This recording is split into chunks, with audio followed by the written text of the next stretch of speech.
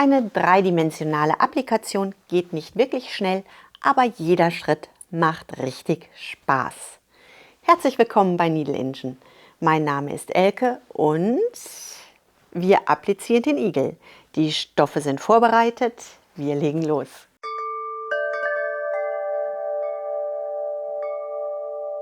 Das sind meine für diesen Igel vorbereiteten Stoffe.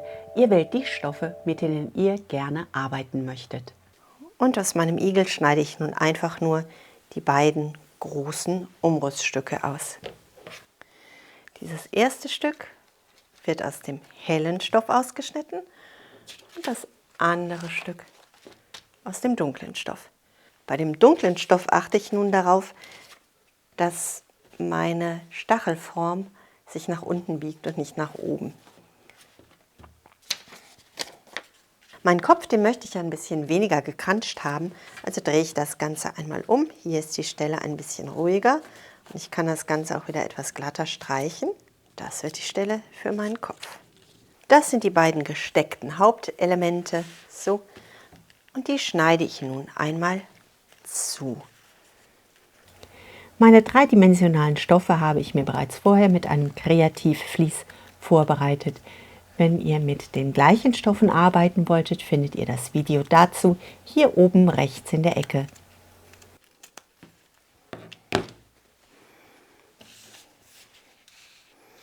So, und damit das Ganze wirklich passt, können wir die Formen ein bisschen übereinander lappend hinlegen. Das untere Fell liegt über den Stacheln. Dann, wenn wir uns den Igel angucken, dann ist dieser weiche Fellteil ein bisschen mehr im Vordergrund. Also setzen wir den noch nach vorne. So, das Ganze stecken wir auf unserem Sandwich fest. So, wir kontrollieren nochmal, dass es wirklich übereinander und nicht gegeneinander liegt.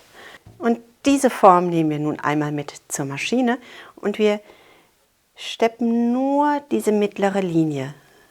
Ich habe das Ganze schon genäht, das Ganze war aber unscharf gefilmt, also starten wir nochmal. Wir holen, auch wenn wir zickzack nähen, den Unterfaden nach oben. Wir stellen auch hier die Nadel in den Stoff und wir haben immer noch den Transporteur versenkt. Das heißt, wir gehen hier ein paar Mal auf der gleichen Stelle hin und her. Und von hier fahren wir einfach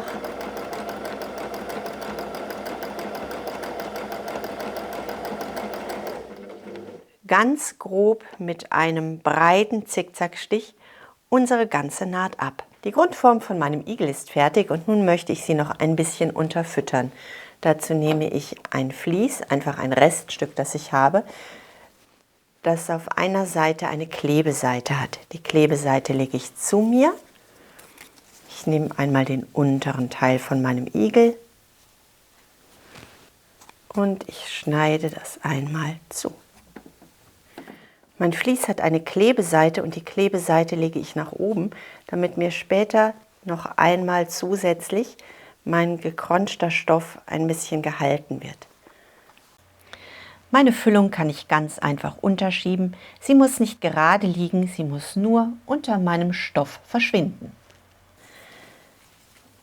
Ich stecke meinen Kopf auf. So schaut das aus und mit dunklem Garn möchte ich einmal die Konturen von meinem Gesicht quilten.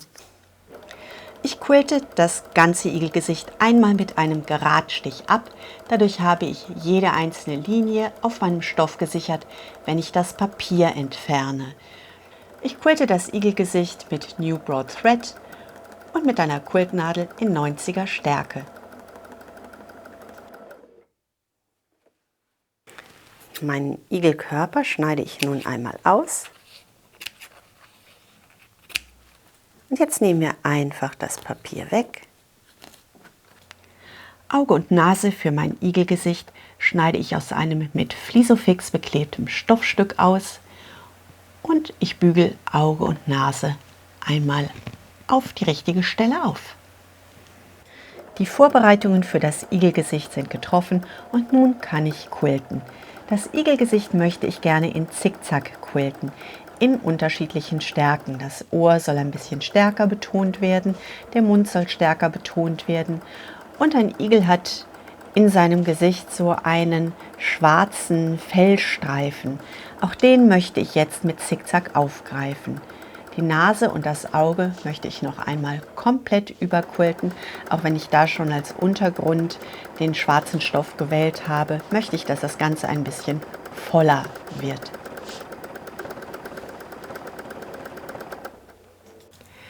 Das Gesicht ist fertig und nun kann ich den Igelkörper nach Herzenslust füllen. Ich lege weitere Fließlagen unter meinen gecrunchten Stoff. Und das Ganze wird jetzt sehr bauschig und rund und das Vlies möchte auch gar nicht mehr unter diesem Körper bleiben. Das heißt, ich schiebe das weit zusammen und ich ziehe meinen Körper, diesen Körperstoff, bauschig und rund um das Vlies herum, sodass ich eine sehr schöne dreidimensionale Optik bekomme. Das Ganze stecke ich sehr gut fest, damit ich gleich beim Quilten diese vorgeformte Igelkörperlinie nicht wieder verliere. So, und jetzt versuche ich mir, den Stoff hier immer ein bisschen gerade zu legen.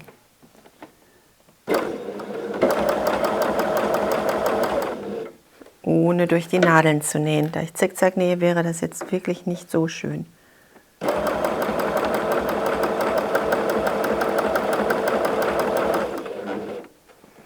Zurückschieben. Nadel. Hoppala. So.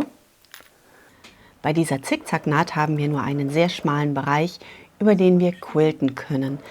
Unser Stoff ist auch sehr, sehr uneben und wir haben viel Füllung darunter gepackt. Also diese Naht braucht ein bisschen Zeit.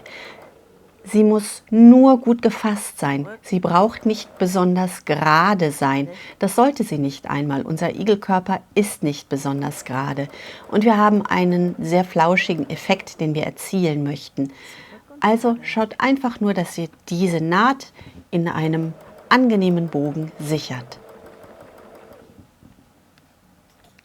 Unseren oberen Körperteil, den stacheligen Körperteil, füllen wir auf gleiche Art und Weise und wir stecken ihn auf gleiche Art und Weise fest. Aber wenn wir dort die Naht schließen, möchten wir zusätzliche Stacheln mit in die schließende Naht einquilten. Bevor wir nun aber die Stacheln quilten, möchten wir diese obere Naht einmal sichern. Wir möchten die Füllung im Körper halten und wir möchten eine flache Naht haben, über die wir später unsere Stacheln setzen können. Das heißt, in einem groben Zickzackstich fahren wir einmal den ganzen Oberkörper ab. Wenn wir das haben, setzen wir erneut an. Wir quilten ein paar Stiche Zickzack und wir fahren in einer leichten Kreisbewegung nach außen, orientieren uns dabei an dem Oberkörper und wir fahren wieder zurück. Und so lassen wir Stachel für Stachel neu entstehen. Unsere Stacheln setzen wir nicht komplett auf den Körper, sondern wir starten auf dem Körper und lassen sie auf dem grünen Hintergrundstoff auslaufen. Die Igelpfötchen bereiten wir ebenfalls mit einem mit Flisofix beklebten Baumwollstoff vor, bügeln sie auf und auch hier quilten wir einmal um alle Pfötchen herum. Nun entfernen wir einmal die allererste Naht, die den Stachelkörper vom flauschigen Körperteil abgrenzt. Anstelle dieser Naht möchten wir Loops setzen. An meiner Maschine setze ich einen Gradstich ein und mit diesem Gradstich fahre ich in kleinen kreisenden Loop-Bewegungen einmal über den Flausch und über den Stachelkörperteil, setze das Ganze wieder zusammen und habe so eine Naht erzeugt, die sowohl zum flauschigen als auch zum stacheligen Igelpart passt und die das Gesamtbild nochmal abrundet. Und das ist mein fertiger Igel. Mein Erinnerungsbild von Sumi als Baby. Ich wünsche euch jetzt eine wunderbare Woche, bleibt gesund und glücklich und denkt daran, was immer auch passiert, einfach weiter quilten. Bis zum nächsten Mal. Tschüss!